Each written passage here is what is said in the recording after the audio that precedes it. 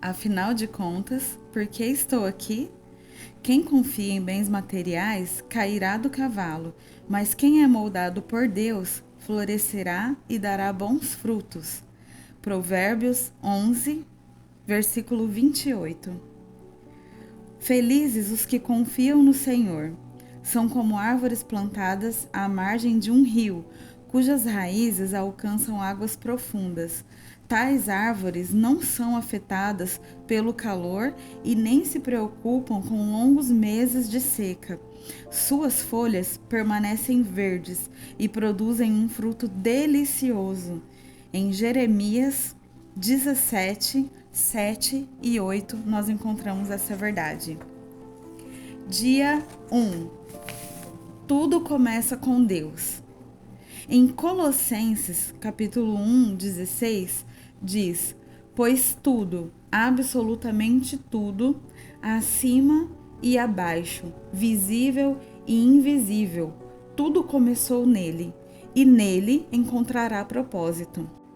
O ateu Bertrand Russell afirmou: a menos que se admita a existência de Deus, a questão sobre propósito de vida não tem sentido. Ou seja, imagina o que um ateu afirmou: que quem acredita em Deus, aquele que admite a existência de Deus, não pode ignorar a questão sobre o propósito de vida. Você não é o foco. O propósito de sua vida é muito maior que a realização pessoal, a paz de espírito ou mesmo a felicidade. É muito maior que a família, a carreira ou mesmo os mais ousados sonhos e ambições. Se você quiser saber por que foi colocado neste planeta, deverá começar por Deus. Você nasceu por um propósito dele e para cumprir o propósito dele. A procura pelo propósito da vida tem intrigado o ser humano há milhares de anos. Isso porque normalmente erramos já no ponto de partida. Nós mesmos fazemos perguntas egocêntricas como: o que quero ser?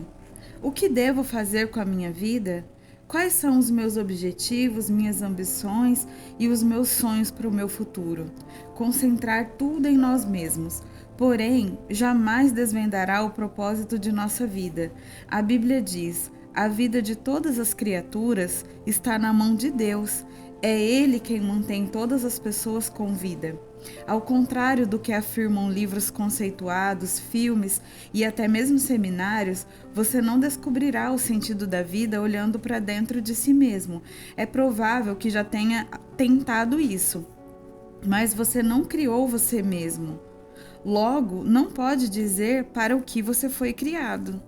Se eu lhe entregar uma invenção totalmente desconhecida, você não saberá para o que serve e nem a própria invenção terá a capacidade de lhe dizer.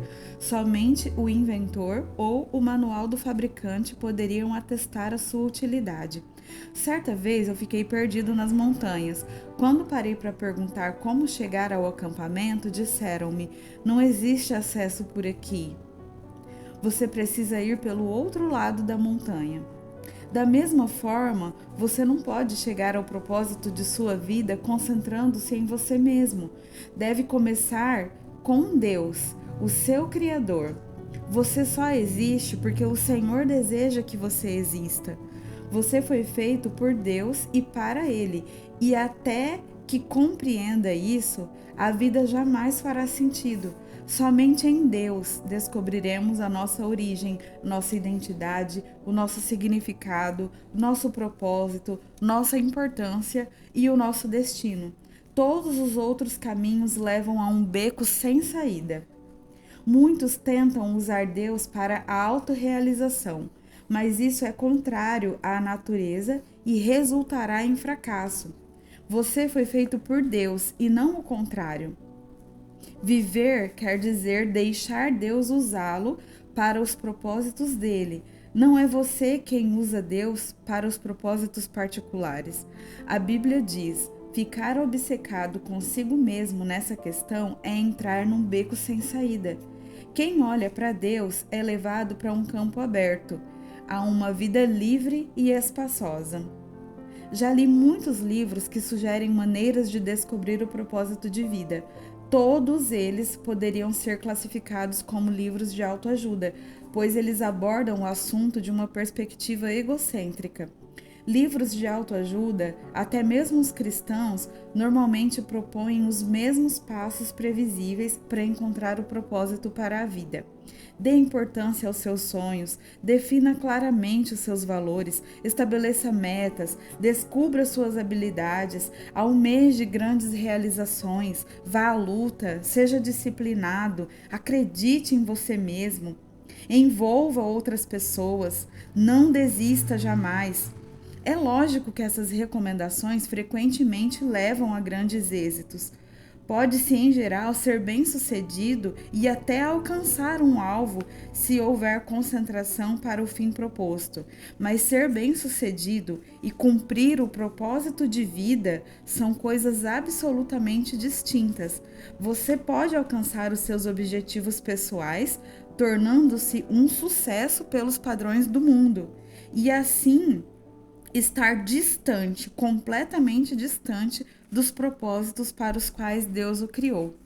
Você precisa de algo mais do que conselhos de autoajuda. A Bíblia diz: autoajuda não é ajuda de jeito nenhum.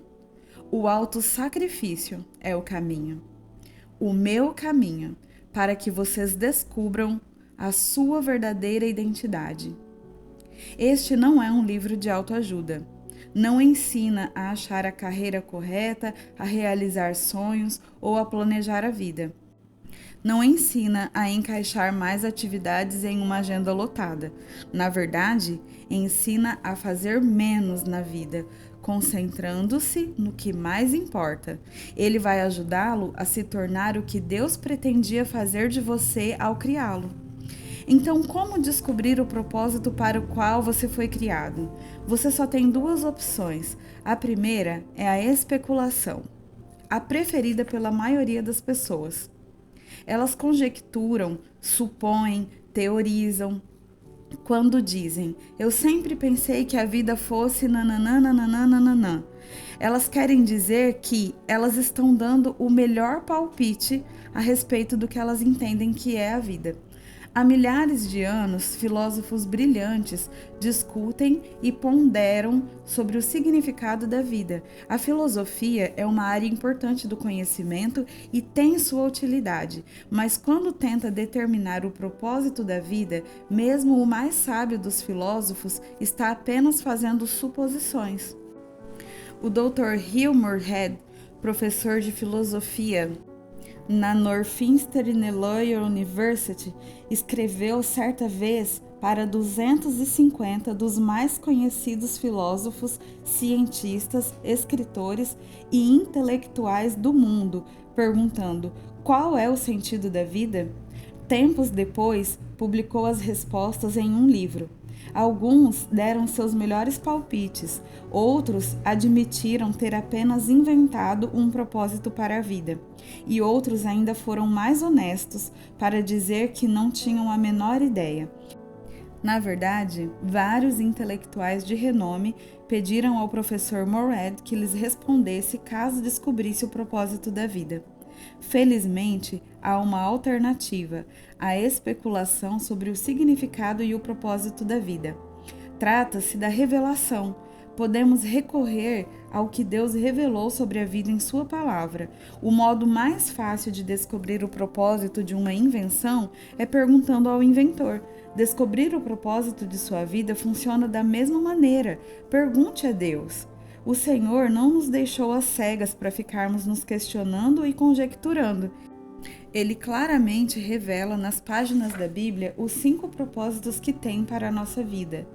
É o nosso manual do proprietário, que explica por que estamos vivos, como a vida funciona, o que evitar e o que esperar do futuro. Ele explica o que nenhum livro de autoajuda ou de filosofia pode saber. A Bíblia diz: a sabedoria de Deus é algo misterioso que encerra a profundidade de seus propósitos.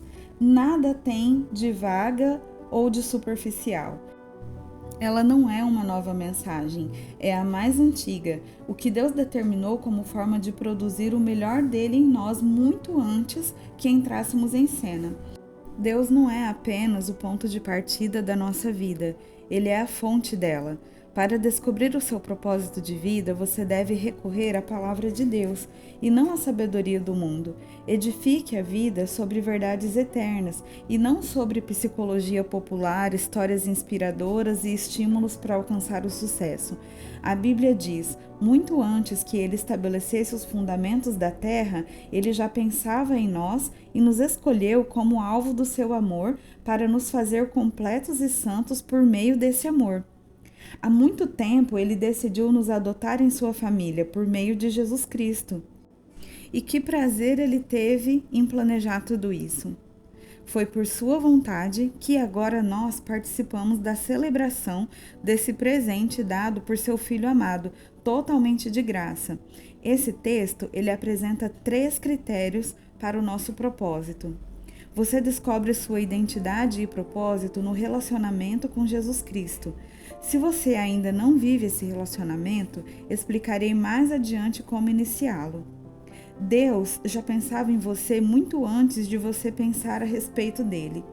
O propósito determinado por ele para sua vida é anterior à sua concepção. Ele planejou isso antes que você existisse e sem a sua contribuição. Você pode escolher carreira, cônjuge, passatempos e muitas coisas na vida, mas não pode escolher o seu propósito. Seu propósito de vida encaixa-se em outro propósito muito maior e cósmico que Deus planejou para a eternidade. É disso que trata esse livro. Andrei Betov, romancista russo, cresceu em um regime ateísta e comunista, mas Deus atraiu sua atenção num dia terrível. Ele recorda que aos 27 anos de idade, enquanto estava no metrô de Leningrado, agora chamado de São Petersburgo, fui dominado por um desespero tão intenso que a vida pareceu parar de vez, apropriando-se completamente do futuro e não deixando nenhum significado. De repente, uma frase apareceu por si só: sem Deus, a vida não faz sentido. Martelando-a, assombrado na minha cabeça, saí do metrô e caminhei em direção à luz de Deus. Você deve ter se sentido perdido a respeito do seu propósito na vida. Parabéns, você está prestes a caminhar para a luz. Dia 1. Pensando sobre o meu propósito de vida. Tema para reflexão: eu não sou o foco. Versículo para memorizar: pois tudo, absolutamente tudo, acima e abaixo, visível e invisível, tudo começou nele, e nele encontra propósito. Esse versículo está em Colossenses, capítulo 1, versículo 16.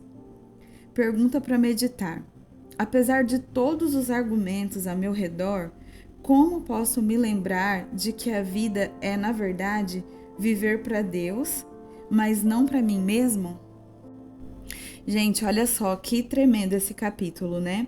Então, se vale um conselho, pega um caderno que vai te acompanhar toda essa leitura até o final do livro, né? E vai anotando ali, coloca o dia 1, pensamento sobre o meu propósito de vida. Qual que é o tema para reflexão? O tema é: eu não sou o foco. Aí depois você escreve o versículo para memorizar. Está em Colossenses, capítulo 1, versículo 16, que diz: pois tudo, absolutamente tudo, acima e abaixo, visível e invisível, tudo começou nele e nele encontra propósito. E depois você escreve a pergunta para meditar, que é: apesar de todos os argumentos ao meu redor, como eu posso me lembrar de que a vida é, na verdade, viver para Deus, mas não para mim mesmo? Então, nós vamos chegar à conclusão de que, na verdade, muitas coisas nós fomos instruídos errado, né? Essa questão da gente achar que tudo tem a ver com a gente, que tudo tem a ver com a nossa realização, com a nossa satisfação pessoal.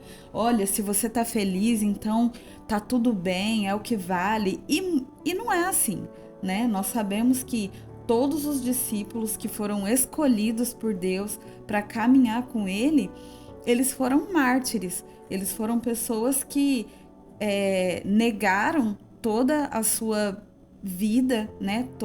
Todos os seus interesses para viver de fato os interesses de Deus.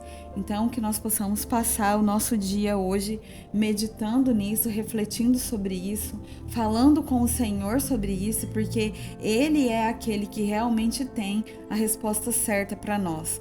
Né? Não são os nossos achismos e nem as nossas perspectivas. E todos os dias vai ter o tema para reflexão, vai ter o versículo para memorizar e vai ter uma pergunta para meditar. Então nós vamos caminhar em crescimento juntas, e esse caderno que você criar para você, ele vai ser mesmo o seu companheiro e vai ser um norteador de tudo aquilo que nós estamos aqui aprendendo com o Senhor nesses dias, tá bom? Um beijo!